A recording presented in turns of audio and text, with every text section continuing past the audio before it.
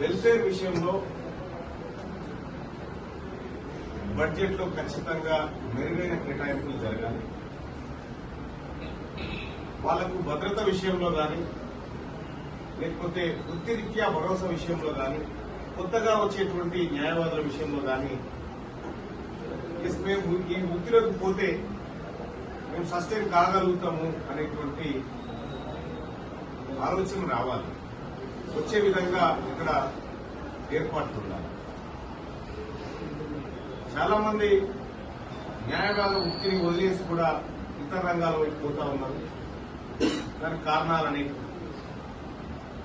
కానీ నేను వరంగల్ నల్గొండ ఖమ్మం పట్టభద్రుల ఎమ్మెల్సీగా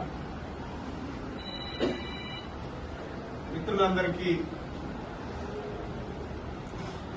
తెలియజేసుకుంటున్న మాట ఏంటంటే, న్యాయవాదుల పక్షపాతిగా, న్యాయవాదుల సంక్షేమం కోసం, న్యాయవాదుల జీవితాలు మరింత మెరుగుపడడం కోసం ఖచ్చితంగా శాసన మండలిలో మాట్లాడతారని మీ అందరికీ తెలియజేస్తున్నాను.